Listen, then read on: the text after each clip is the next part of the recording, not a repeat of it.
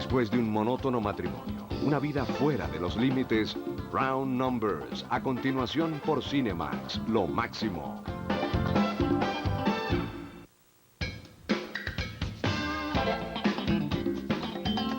Hoy, por Cinemax, lo máximo, Crackdown.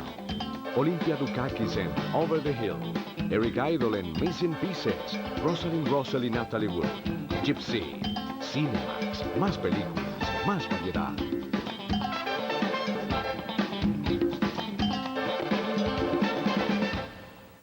Este es un cine muy especial, arriesgado, innovador y definitivamente desquiciado. Véalo, le dará en qué pensar. Cine de vanguardia, los viernes por Cinemax, sin duda, lo máximo. Desde su nacimiento a finales del siglo pasado, el cine se había desarrollado como entretenimiento favorito de multitudes. Pero a pesar de sus grandes logros, parecía faltarle algo. El joven cinematógrafo aún no hablaba. Sin embargo, ya aclaraba la garganta. Las pruebas de sonido habían comenzado. En 1927, el actor y cantante Al Johnson protagoniza un film, el primer largometraje sonoro. En octubre de 1927 se estrenó El cantante de jazz. El éxito fue inmediato. El cine sonoro había nacido.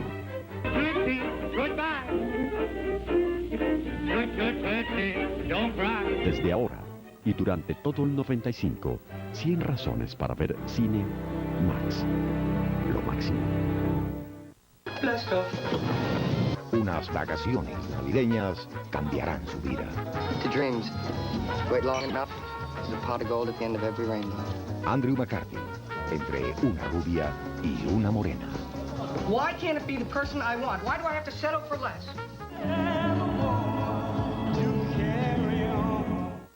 You know that wish I made outside? It just came true. Only You.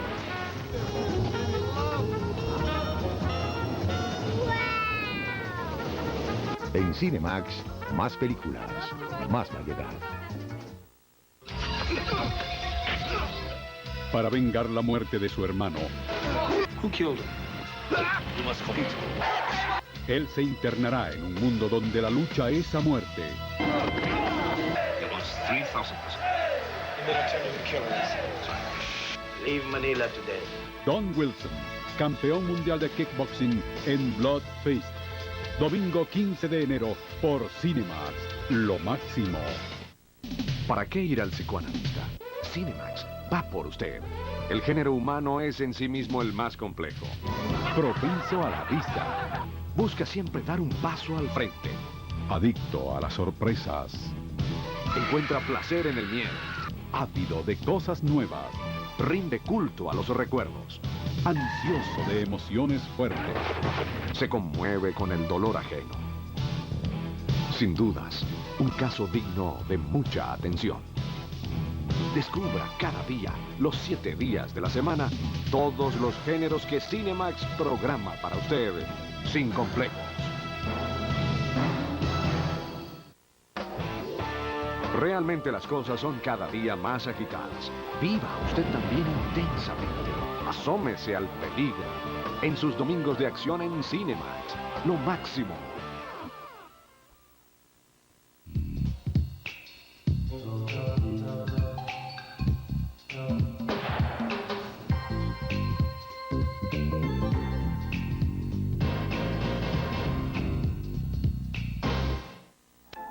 The death of her father pushed baby Gladys Smith into the role of family breadwinner at age 4.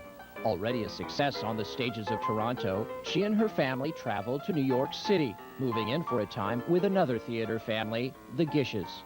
Renamed Mary Pickford by a Broadway producer, money trouble forced her to seek work in the Flickers. She walked into Biograph Studios, announcing she had 10 years' experience. A tall man promptly offered her $5 a week. She coolly asked for and received 10. That tall man was D.W. Griffith. Inventing an art form wasn't easy. Pickford made 2 pictures a week with Griffith. The boss learned early on this girl didn't just act. Mr. Griffith would say, now, Mary, you go back to the hotel tonight or your home, and you write a story on this subject. He would give her the subject, and she would go home that night and write a 12 to 15-minute story, bring it back to him the next day, and they would shoot it the next day. Mr. Griffith believed audiences came to see a story, not an actor. But whenever Mary Pickford was on screen, people demanded more of that biograph girl, or the little girl with the curls. Adolf Zukor agreed with the public. He figured why not feature well-known players in popular stories. Opening a studio in California, Zukor bet the success of his fledgling Paramount Pictures on the little girl with the curls.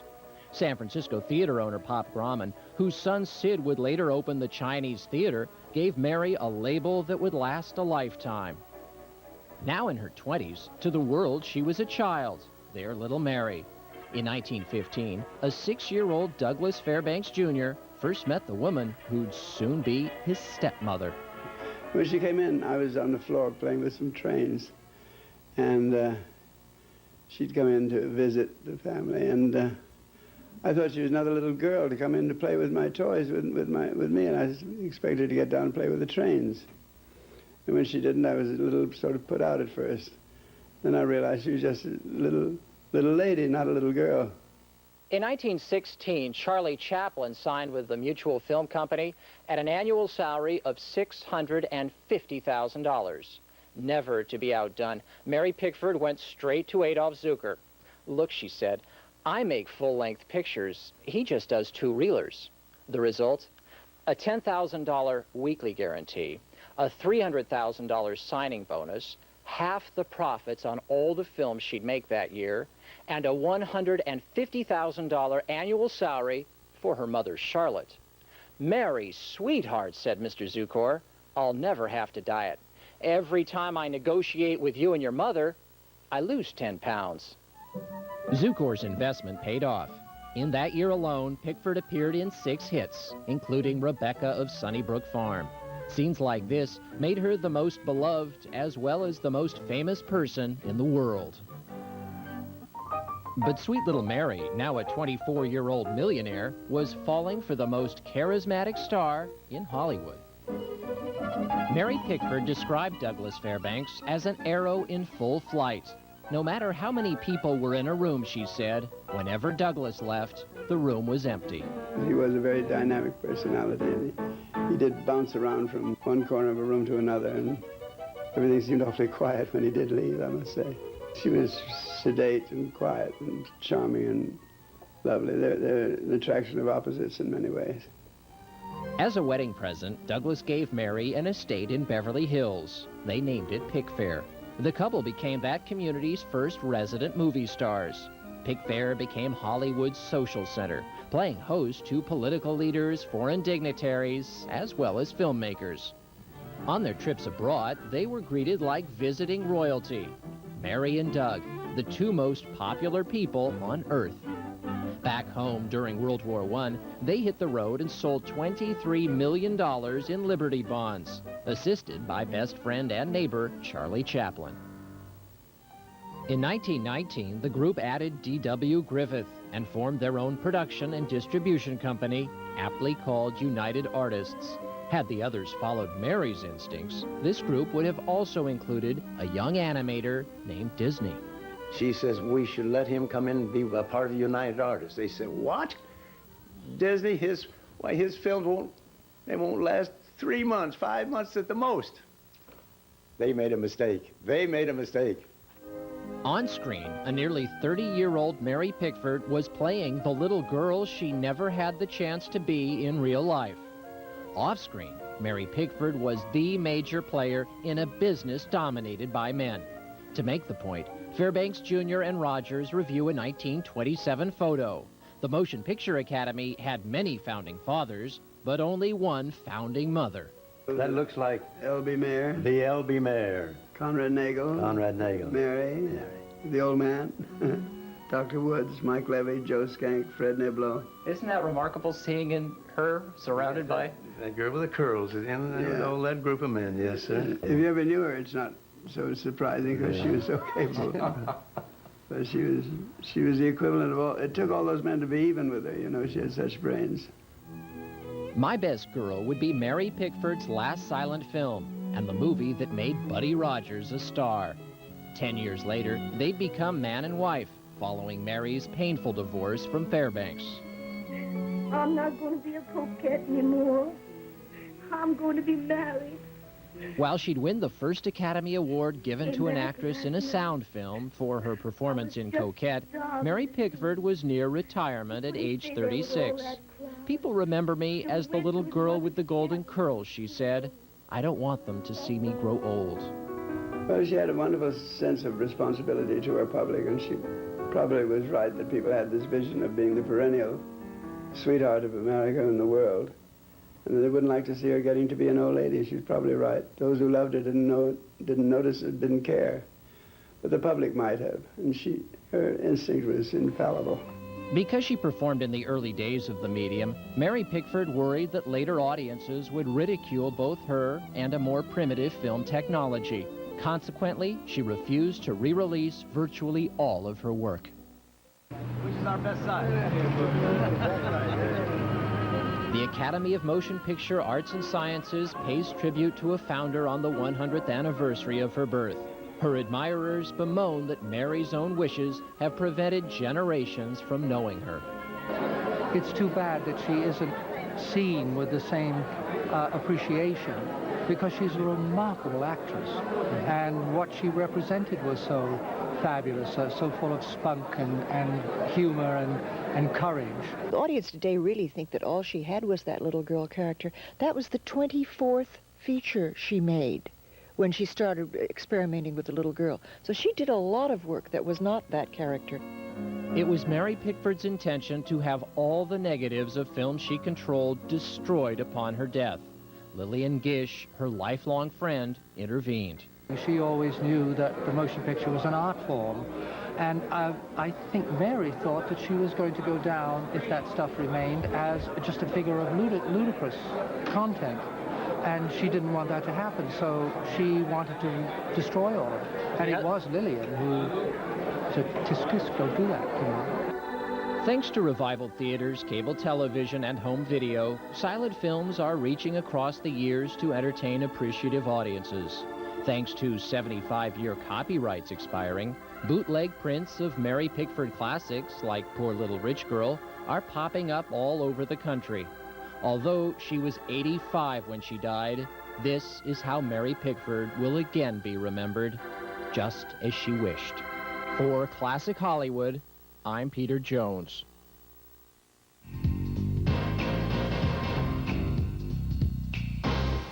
Está comprobado científicamente que reír es un gran ejercicio. Y por eso existe la comedia. Entonces, ¿para qué trotar? Ría con nosotros. Lunes de comedia por Cinemax. Lo máximo.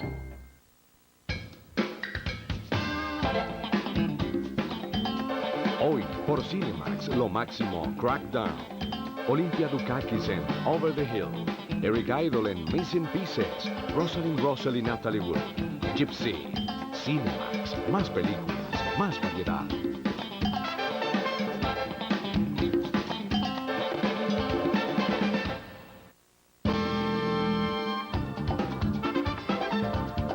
Después de un monótono matrimonio, una vida fuera de los límites, Round Numbers, a continuación por Cinemax, lo máximo.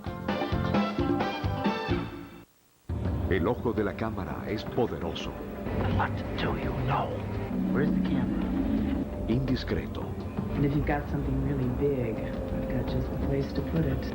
Inmortal. Lipstick Camera, sábado 7 de enero por Cinemax, lo máximo. Es sencillo. No, it's fine. Solo tendrán que llevar ante la justicia a uno de los grandes capos del narcotráfico internacional. So you're the one who's going to escort me back to your illustrious homeland. Yes, that's right. You know, and I can never figure out why I keep getting these assignments. Because everybody I've escorted so far has ended up dead. Después de todo, ¿qué les puede suceder? ¿Morir? Crackdown. En Cinemax, más películas, más variedad. Este es el retrato de una época. Running about on them motorbikes all hours of the night, I'm not surprised. It's not normal. Oh, yeah? What's normal then? Y de una generación muy agitada. Get some rockers out of here when we get there. Yeah? Knock them off.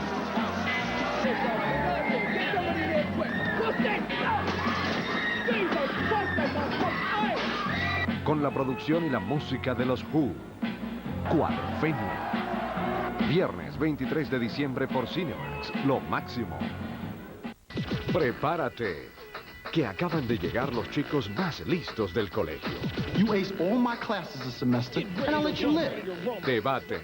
Give me some duck, some loot, some cash, some dough, some cabbage, some green. Are you crazy? Of course I'm crazy! Se enamoran y bueno, Let's make bacon. mejor que bailen. 50% of it is attitude and style. Class Act. Martes 31 de enero por Cinemax, lo máximo. Surcando las inquietas aguas de la imaginación, llega el más legendario de los marinos. Simba and the Eye of the Tiger.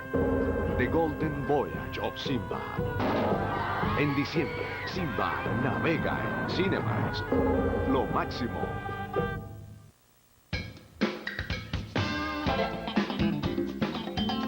Hoy, por Cinemax, lo máximo, Crackdown. Olympia Dukakis en Over the Hill. Eric Idle en Missing Pieces. Rosalind Russell y Natalie Wood. Gypsy.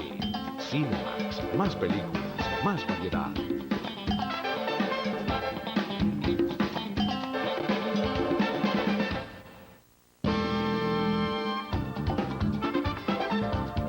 Después de un monótono matrimonio, una vida fuera de los límites, Round Numbers, a continuación por Cinemax, lo máximo.